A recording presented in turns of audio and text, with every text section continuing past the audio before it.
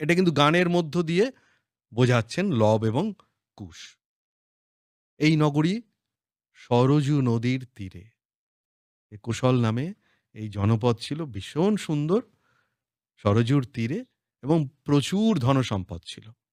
এটা কেমন কতটা কি ছিল এইখানে মহর্ষি বাল্মীকি দৈর্ঘ্য-প্রস্থটা বলে দিয়েছে। ১২ যোজন লম্বা আর ৩ যোজন চওড়া। ৯৬ কিলোমিটার লম্বা এবং ২৪ কিলোমিটার চওড়া। ৯৬ কিলোমিটার লম্বা একটা শহর। কম নয় কিন্তু। একেবারে ছোট বলা যাবে না। আর ২৪ কিলোমিটার চওড়া।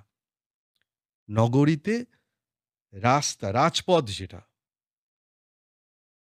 আমরা যেটাকে রাজপথ বলি, সেই রাজপথটা সমান করে দুভাগে ভাগ করা ছিল। মানে রাস্তার দুপাশ থেকে গাছে ফুল গাছের সারি আর প্রতিদিন জল দেওয়া হচ্ছে রাস্তায়।